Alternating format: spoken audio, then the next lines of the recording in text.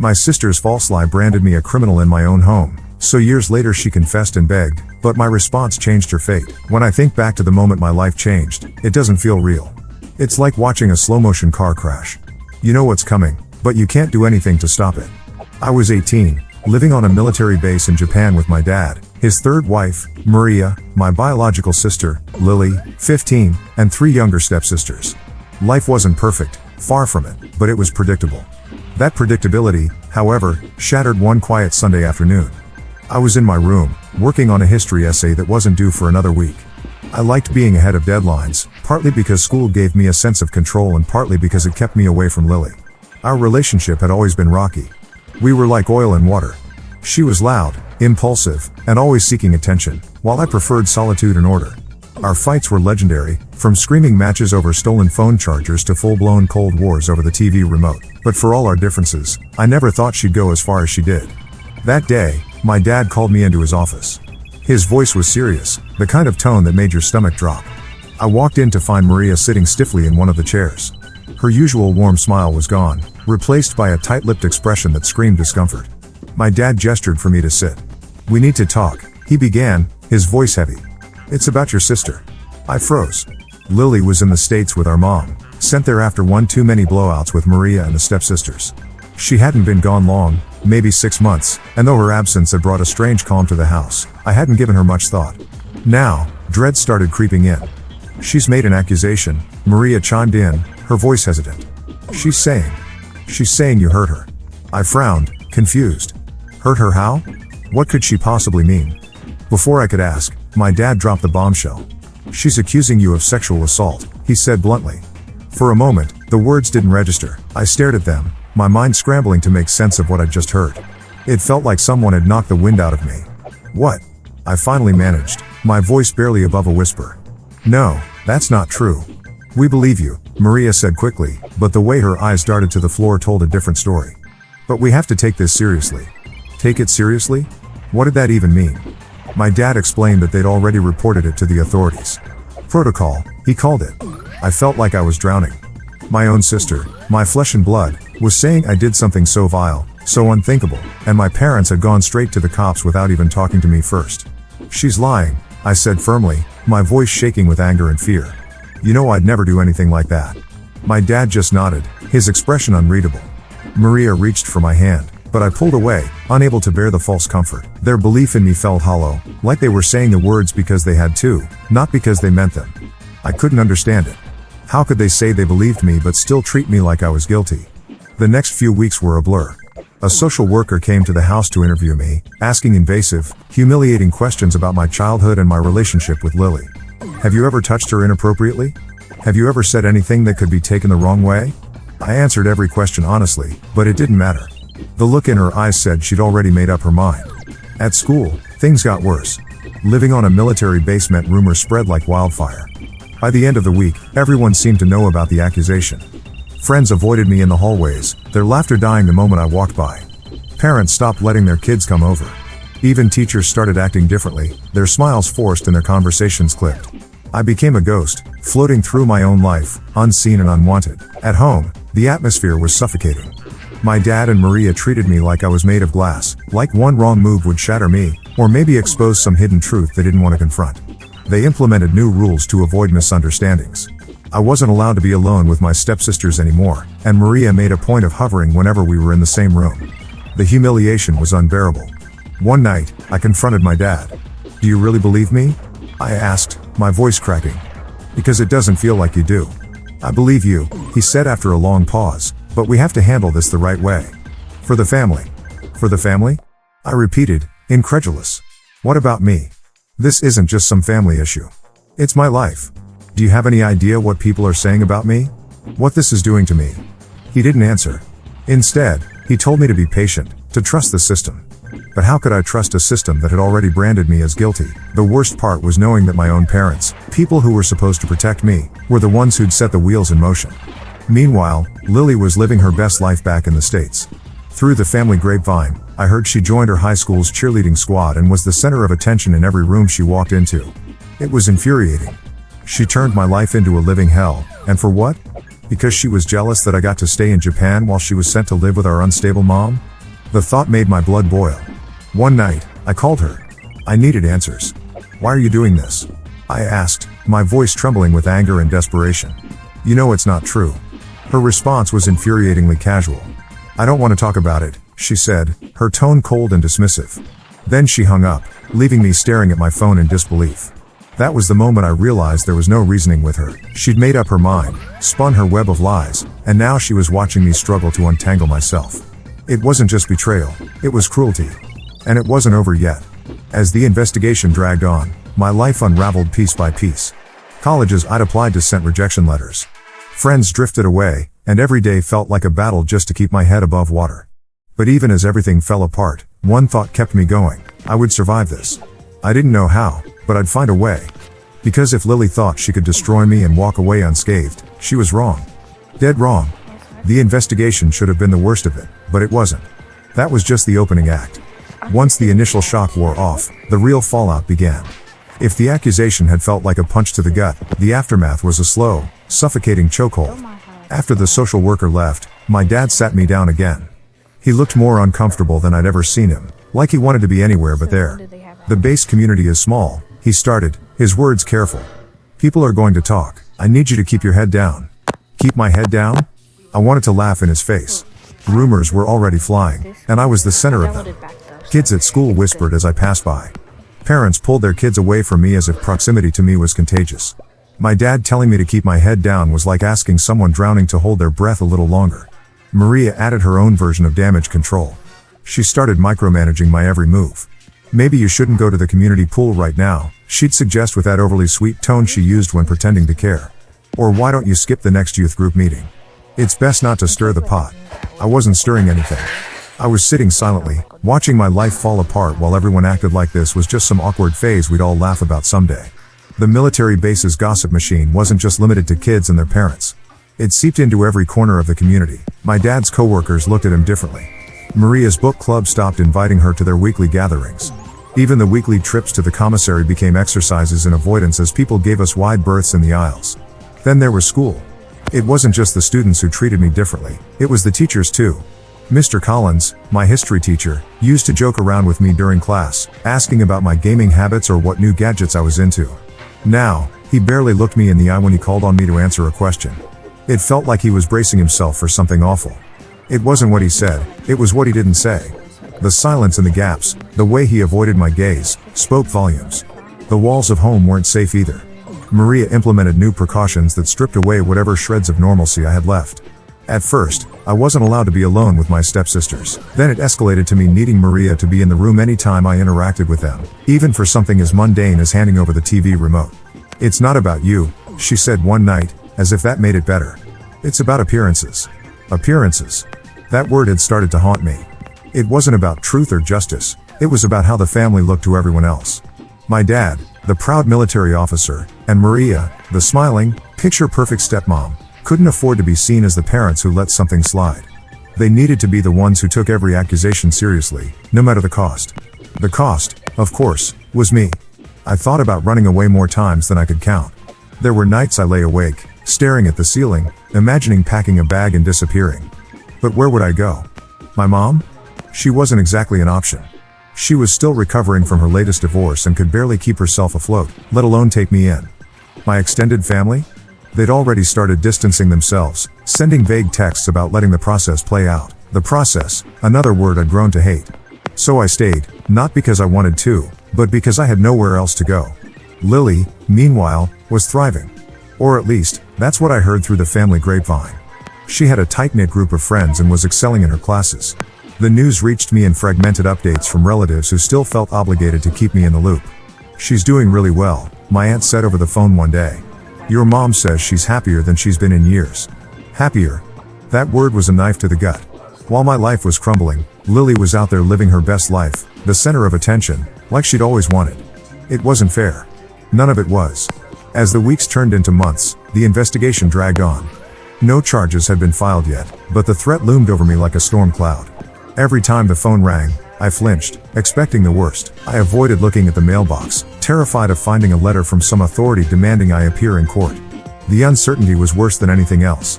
It was like waiting for an axe to fall, not knowing when or if it ever would.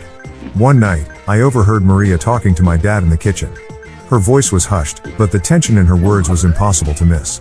"I don't know how much longer we can keep this up," she said. "It's affecting the girls. It's affecting us. Maybe it would be better if he went somewhere else for a while." Went somewhere else? My blood ran cold. They were already treating me like I was guilty. Now they were talking about sending me away. I didn't stick around to hear my dad's response. I didn't need to. I already knew how little I mattered in this so-called family. The breaking point came a few weeks later. A friend I'd known since middle school, one of the few people who hadn't completely cut me off, invited me to a small party. It was the first time I'd been included in anything in months, and for a brief moment, I felt normal again. But that feeling didn't last. I arrived at the party to find everyone huddled in a corner, whispering. When they saw me, the whispers stopped, and the room went uncomfortably silent. My stomach sank as I realized why. Someone had brought up the accusation. "Hey, I didn't know you were coming," the host said awkwardly, scratching the back of his neck. "Listen, man, some of the parents. They're not cool with you being here." I stared at him, stunned. "Parents? I thought this was just us." "Yeah, but, word gets around. Word gets around." That was it. That was all it took to unravel whatever fragile connection I still had to my old life. I left the party without saying another word, my chest tight with anger and shame. That was the moment I realized there was no going back. Whatever life I'd had before Lily's lie was gone, and no amount of denial or patience would bring it back. Back at home, I sat on my bed and stared at the ceiling, the weight of everything pressing down on me. I couldn't stay here. I couldn't keep living like this, surrounded by people who saw me as a problem to be managed. But what choice did I have? I grabbed my phone and pulled up a message from my uncle, the only family member who had consistently reached out. "If you need a place to stay, our door is always open," he'd written a few weeks ago. I hesitated, my finger hovering over the screen. Leaving meant giving up. It meant admitting that Lily's lie had won, that she'd succeeded in driving me out. But staying? Staying meant losing myself entirely. With a deep breath, I hit reply. Leaving wasn't easy. It wasn't dramatic either. No slammed doors, no screaming matches, just me, a packed duffel bag, and a goodbye note left on the kitchen counter. I didn't have the energy for a confrontation, and I doubted it would have made a difference. They didn't want me there, not really, and I couldn't survive another day feeling like an unwelcome guest in my own home. I caught the earliest bus off the base and headed straight to my uncle's place in Okinawa. The trip was a blur of anxiety and second-guessing. What if they didn't really mean it when they said I could stay? What if I showed up and they turned me away, like everyone else seemed to? But when I knocked on the door, my aunt answered with a smile that almost made me break down right there on the porch. "Come in," she said, pulling me into a hug. "You're safe here." Safe. I hadn't felt that in months. Living with my aunt and uncle was like stepping into a parallel universe. For the first time in what felt like forever, I wasn't walking on eggshells. They didn't look at me like I was broken or dangerous. They asked how I was doing, how they could help. It was overwhelming in the best way. But the relief was short-lived. The investigation wasn't over, and even though I was miles away from my dad's house, the weight of it still hung over me. Every time my phone buzzed, my heart jumped into my throat. Every time I saw a military officer or someone in uniform, I felt like they were there to drag me away. The constant fear was exhausting. One day, my uncle sat me down after dinner. He was a quiet man, not one for long speeches, but when he spoke, you listened. "Look," he said, "I know this isn't fair. None of it is. But you can't let this define you. You've got to start thinking about what comes next." "What comes next?" I repeated, laughing bitterly. "My life's over. No college is going to take me. No one's going to hire me." "That's not true," he said firmly. "You're smart. You're capable. You've just been knocked off course. But a detour isn't the end of the road." His words stuck with me. I didn't know how to fix the mess my sister had made, but I knew I couldn't sit around waiting for my life to magically get better. So I started looking for ways to rebuild. My uncle suggested the military. It wasn't what I'd ever planned for myself, but it offered structure, discipline, and, most importantly, a way out of the chaos that had consumed my life. The application process wasn't easy. Every form I filled out, every interview I sat through, felt like walking a tightrope. What if someone brought up the accusation? What if it disqualified me? But no one did. The investigation hadn't turned up any evidence, and as far as the military was concerned, I had a clean slate.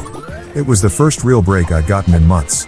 Boot camp was brutal, but it gave me something I desperately needed: focus. For the first time in a long time, I wasn't consumed by thoughts of Lily or my family or the life I'd lost. I was too busy pushing my body to its limits, learning to shoot, march, and follow orders.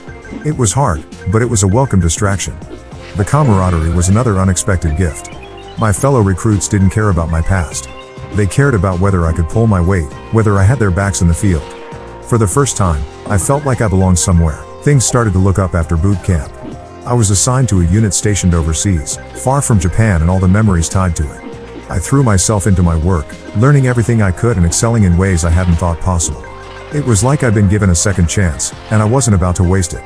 But even as I built this new life, the shadows of the past lingered. I couldn't escape the feeling that Lily's lie was still out there, waiting to resurface and ruin everything all over again. And then, one day, it did. I was sitting in my barracks, scrolling through my phone after a long day, when I got a text from my mom. We hadn't spoken in months. She was firmly on Lily's side, and I hadn't forgiven her for it. But curiosity got the better of me, and I opened the message. "Your sister's been hospitalized," it read. She tried to hurt herself. For a moment, I just stared at the screen. I didn't know how to feel. On one hand, no one deserves to feel so hopeless they want to end their life. On the other hand, this was Lily, the person who had lied about me, destroyed my reputation, and left me to pick up the pieces. Compassion and anger warred inside me, leaving me paralyzed. Before I could even process the message, another text came through, this one from my dad. She admitted she lied, it read. She told her therapist she was jealous of you staying in Japan and wanted attention. I dropped the phone. The words blurred together as rage bubbled up inside me. Jealousy. Attention. Those were her reasons for tearing my life apart, for making me feel like a criminal in my own home, for nearly destroying my future. I paced the room, fists clenched, trying to calm the storm inside me. Part of me wanted to call her, to scream at her, to demand an explanation. But what would that accomplish? She'd already shown she was willing to manipulate anyone and everyone to get what she wanted. An apology from her wouldn't mean anything. The next day, I got a call from my dad. I almost didn't answer, but curiosity got the better of me. "She's struggling," he said, his voice heavy. "She feels terrible about what she did. She's asking for your forgiveness." I laughed bitterly. Forgiveness? That's rich. Did she feel terrible while I was being interrogated by a social worker? Did she feel terrible when I lost all my friends or when I couldn't get into college? Yeah, no thanks. "She's your sister," he said, as if that absolved her of everything. "She's young. She made a mistake." A mistake? I snapped. Dropping a glass is a mistake. Forgetting someone's birthday is a mistake. What she did was calculated. She knew exactly what she was doing. There was a long silence on the other end of the line. Finally, my dad sighed. "You don't have to forgive her, but maybe think about what holding on to this anger is doing to you." I hung up without responding. I didn't need his lectures. What I needed was to keep moving forward, to keep building the life Lily had tried to take from me. Back at base, I threw myself into work with renewed determination. If my family wanted to dwell on the past, that was their choice, but I had no intention of letting them drag me back into the chaos. I was done being their scapegoat. From now on, my life was mine, and I was going to make the most of it. The months after my dad's call felt like a turning point. For the first time, I wasn't looking over my shoulder, waiting for the next piece of fallout to hit. Lily's admission to her therapist had exonerated me in the eyes of the authorities. Not that they ever publicly cleared my name, of course. The stain of the accusation was still there, but at least I wasn't living under the threat of legal action anymore. I doubled down on my work. My superiors noticed, too. I started earning promotions, slowly climbing the ranks and gaining responsibilities that challenged me in ways I hadn't expected. Leadership came naturally, and for the first time in years, I felt capable, like I wasn't just surviving but thriving. Every small victory felt like reclaiming a piece of the life I'd lost. But even as I built something new, the past had a way of creeping in. It started with the messages. They came sporadically at first, texts from Lily, always vague and emotional. "I need to talk to you. Please. I'm sorry. I just want to make things right." I ignored every one of them. What was there to say? Words couldn't undo the damage she'd done, and I wasn't interested in hearing her excuses. Then came the calls. They were less frequent but more desperate. She'd leave voicemails, her voice shaky and raw. "I know I don't deserve your forgiveness, but I'm trying to be better. Please, just give me a chance to explain." Explain what? There was nothing to explain. She'd already admitted the truth. She lied because she was jealous, because she wanted attention, because she couldn't stand seeing me happy. There wasn't some hidden, noble reason behind her actions. She'd been selfish and cruel, and now she was dealing with the consequences.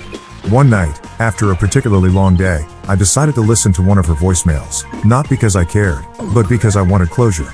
I wanted to hear her voice, hear her excuses, and confirm that I was right to keep her out of my life. "Hey," she began, her voice trembling. "I know you hate me, and you have every right to. I messed up more than I can ever say. I was stupid and selfish, and I didn't think about what I was doing to you.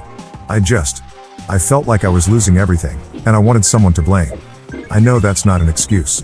I'm sorry. I'm so sorry. For a moment, I didn't feel anger. I didn't feel anything. Her words washed over me, hollow and meaningless. An apology couldn't erase what she'd done. It couldn't give me back the friendships, the opportunities, the time I'd lost. And it definitely couldn't rebuild the trust she'd shattered. I deleted the message. Life continued to move forward. My work took me to new places, conferences, collaborations, even leadership training programs that put me on track for a future I hadn't thought possible. I started taking online classes in software engineering, combining my military skills with my passion for coding. It was exhausting but rewarding, a reminder that I was capable of more than Lily's lie had tried to define me as. As I built my career, I began to reconnect with the idea of happiness. I traveled during my time off, exploring cities I'd only ever seen in photos. I made friends who didn't know anything about my past, people who saw me for who I was now, not who my sister's lies had painted me as. It felt like freedom. But the past wasn't done with me yet. One evening, as I was settling into my apartment after a long day, my phone buzzed with a text from my mom. We hadn't spoken in months, my choice, not hers, but the message caught my attention. "Lily is in trouble," it read. "She needs your help." I stared at the screen, conflicted. Part of me wanted to ignore it, to let Lily handle her own mess for once. But curiosity got the better of me, and I typed back a curt response. "What kind of trouble?" The reply came quickly. "She's struggling to stay afloat. She's lost her job, she's behind on rent, and she doesn't know what to do. She wants to talk to you." I set the phone down and walked away. The audacity of it all was staggering. She'd ruined my life, and now she wanted my help to fix hers? It was almost laughable. 2 days later, Lily herself reached out. This time, it wasn't a text or a voicemail, it was a video call. Against my better judgment, I answered. Her face appeared on the screen, thinner and more haggard than I remembered. Her once bright eyes were dull, ringed with dark circles that told the story of sleepless nights. She looked broken.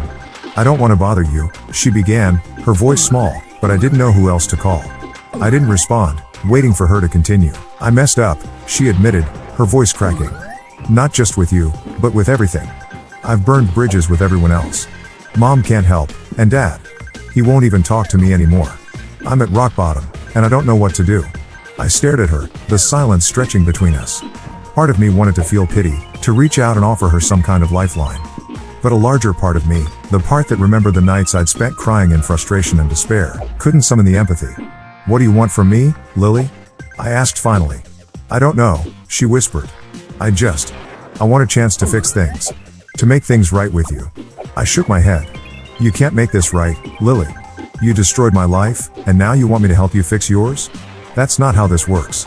"I'm sorry," she said, tears streaming down her face. "I don't expect you to forgive me.